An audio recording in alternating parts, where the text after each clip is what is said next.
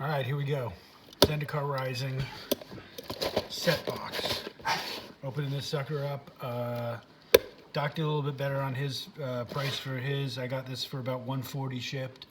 Right now they're going for about 150. They were up to 170 before the release happened. And I'm skeptical. I'm wondering what we're going to get in here. I'm wondering if the price point is worth it. I kind of just want to see like what's up with all this. How do you even open the damn thing? I don't want to have to rip this apart or use a knife. There we go. Alright, so guaranteed foil up to 4 rares. Doc counted them out. I was pretty sure there was 30 packs in this sucker going in, but let's see what we get. And I'm gonna go ahead and get the box out of the way. I'm not gonna use the knife on this one. It could be a $100 card in here. Most booster packs you open, the highest price card you're gonna get is about $28, $29. Where did they make these? United States. So let's open this box topper up, see what we got. Camera's rolling. Hope you guys are doing well tonight. Mr. A, you're entering your second week of vacation. Actually, I think you actually get a week of vacation this time, right? Tell your wife her plants are watered. Let's see what we got here. Box topper is Wooded Foothills. So not bad, it's a fetchy. I'm not sure what that's going for. Most fetches are pretty decent in price. So Wooded Foothills, we all know what this does. Pay 1 life, sacrifice Wooded Foothills, search your library for a mountain or forest card, put it in the battlefield, then shuffle your library. Kind of dig the artwork on that. They said they're going to use a glossing treatment on these that was going to make them different from most cards, but yeah, I don't see any difference really, so that's not too bad. Let's grab a couple of packs. I went way long last night, so let's open these up. I'm going to go kind of slow on these because I don't know what I'm supposed to expect. I have only watched Doc's box opening video. It was very enjoyable. Keep doing that. Maybe I shouldn't open these with a knife. There could be a card from the list in here that's kind of pricey. I mean, some cards on the list are, I think Scroll Rack is on the list. That's a pretty pricey card. I don't know how these go. What is this? Is this the art? Okay, that's the advertising card. I think I'm supposed to start here.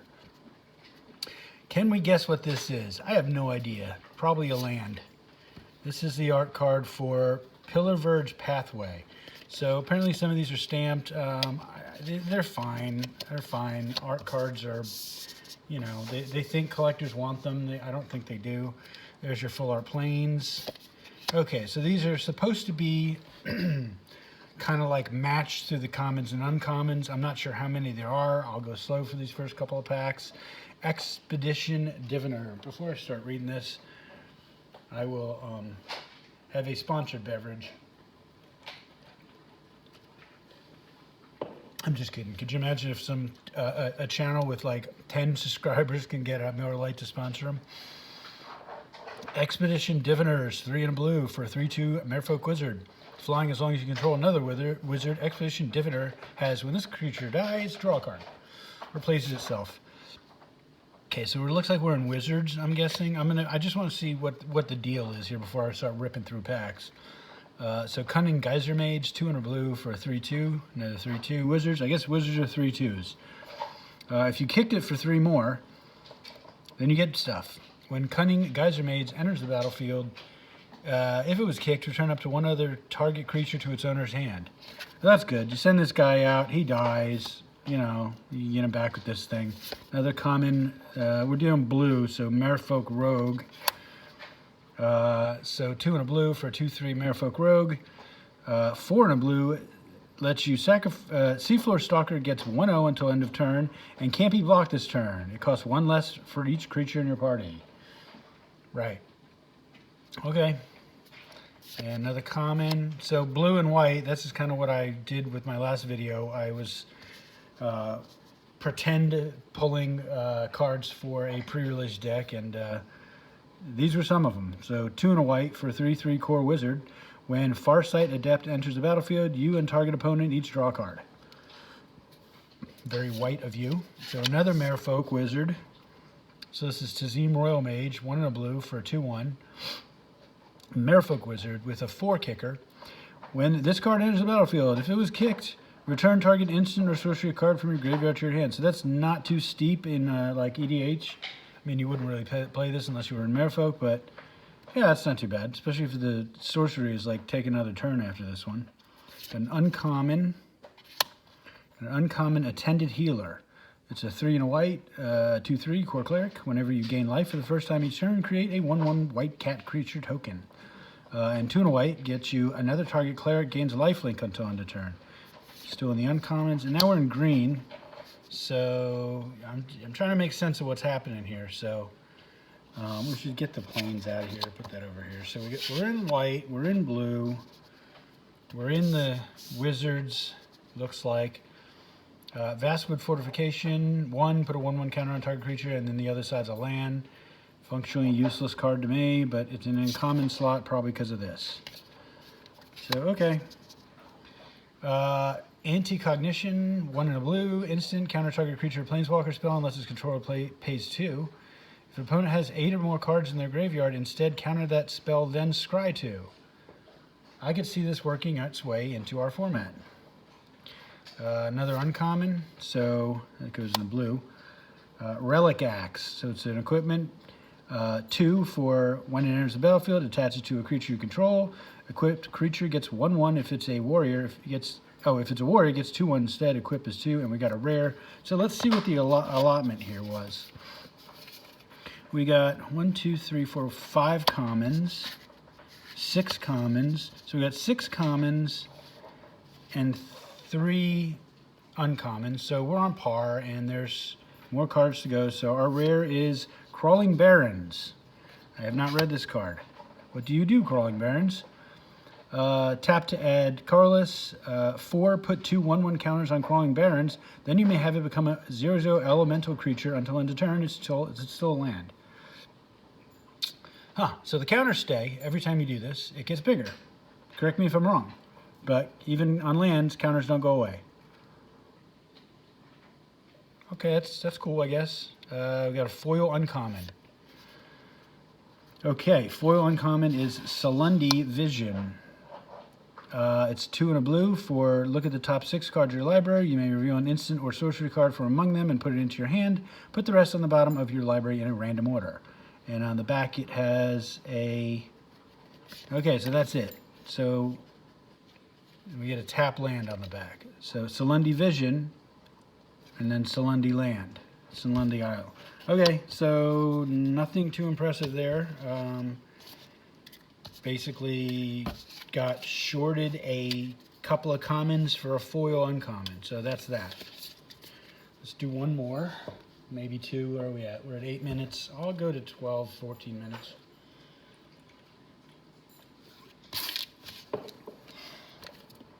But I don't know what I was going to say. I started getting texts on my phone, and if you guys don't already know, I record on my phone, and I got distracted. So, yeah. Let's see what we got here. We got a Drake token. We know that. Turn it over, and who is this? Artwork for some wizard-ish dude. It is Expedition Diviner. So didn't we pull one of those? What's the actual art for Expedition Diviner? Didn't I? Yeah, so there it is. It's the same thing. So la-di-da, you know, it's just a bigger art. Same art. So, okay. Whatever. Not stamped. Guess that's, you know, whatever. Forest, full art, very nice artwork. Always nice to get those. So Cliffhaven Sellsword is a 1 and a white for a 3/1 core warrior. It's another white-blue pack, it looks like. Concerted Defense, 1 for counter target non-creature spell unless its creature. Let's start this over. Counter target non-creature spell unless its controller pays 1 plus an additional 1 for each creature in your party. Okay, so it could cost them 5 more. You know, these kind of, oh, this is uncommon. I didn't even notice. Not bad. So we're in blue and white. Obviously, the guy who sent me this box knew what I was going to play in my pre-release. 4 white, blue for Spoils of Adventure. It's an instant that says this spell costs 1 less to cast for each creature in your party. I'm going to get so fucking tired of reading that phrase. So you gain 3 life and draw 3 cards. That's not bad. I mean, hell, if you can get that to cost only 3 to draw 3 cards, yeah, I'm going there. So, okay, that's uncommon. Journey to Oblivion. Again, less for your party. When it enters the battlefield, exile target non-land permanent until this card leaves the game. Leaves the battlefield, sorry. So, yep, that's nice. Another uncommon. So this is a Buku uncommon pack, I guess. Allied Assault is a 2 and a white instant. Up to 2 target creatures each get XX until end of turn, where X is the number of creatures in your party.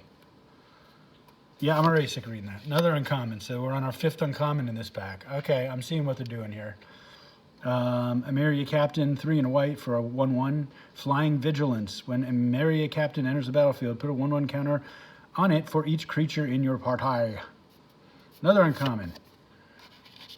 That's 5 uncommon? 6 is our 6th uncommon. Skyclave Cleric, 1 and a white for a 1/3. When Skyclave Cleric enters the battlefield, you gain 2 life. Okay, and there's a land on the other side. And we got a common, so the land is, you know, so there's the Skyclave Cleric, and sometimes he'll come from the Baliska.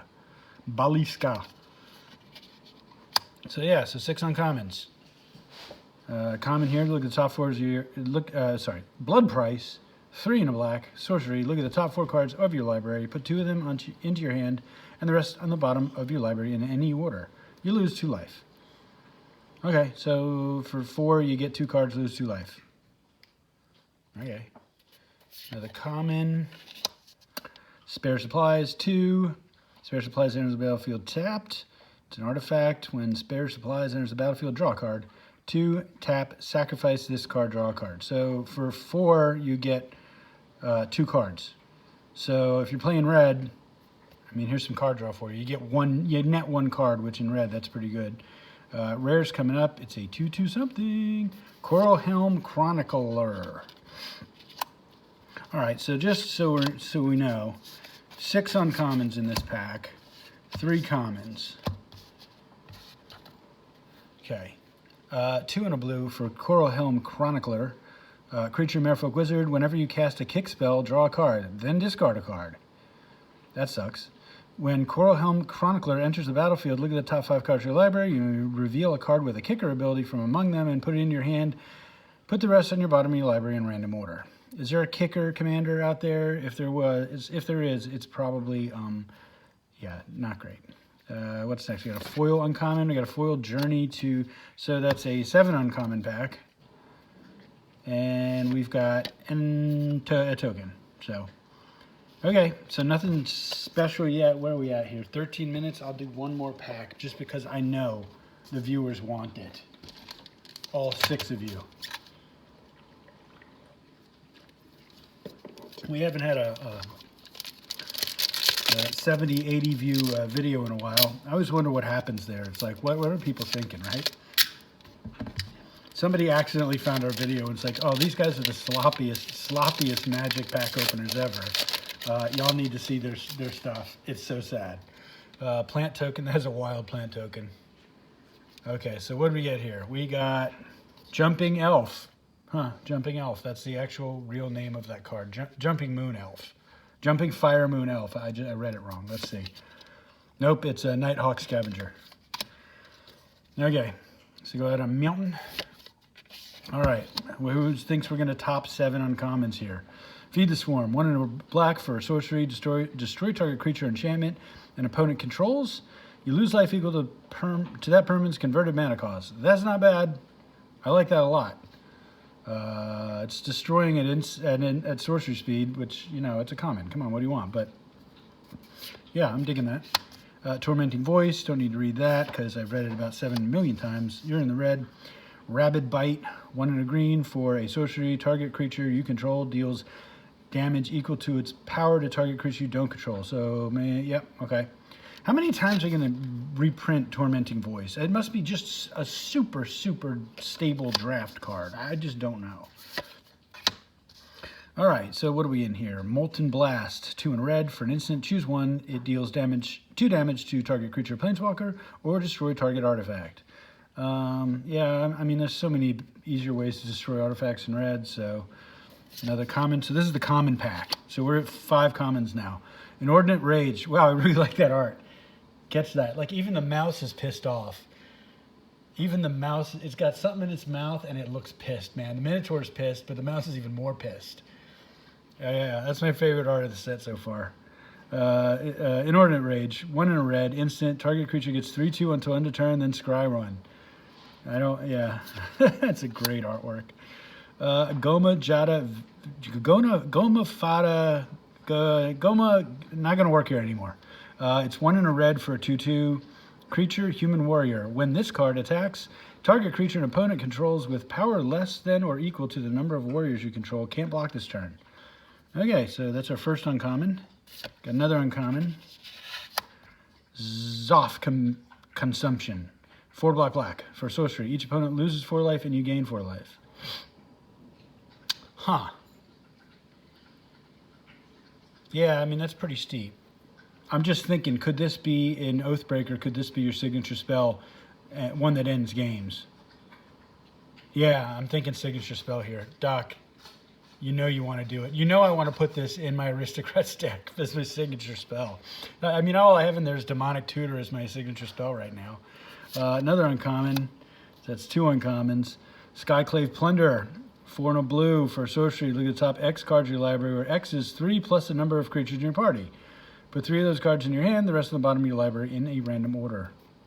And we got rares, and it feels like we got a few more cards left, but let's see what our rare is. Roiling Vortex. Pulled this one in my pre-release pack. Don't hate it. I think I pulled this one in my pre-release pack. I don't know. It's basically a Vortex. 1 in a red for at the beginning of each player's upkeep. Roiling Vortex deals 1 damage to them whenever a player casts a spell. If no mana was spent to cast that spell, that part doesn't matter. Red, your opponents can't gain life this turn. So top and bottom matters on this one. We got another rare. Nimble Trap Finder. So this is I'm noticing a trend here.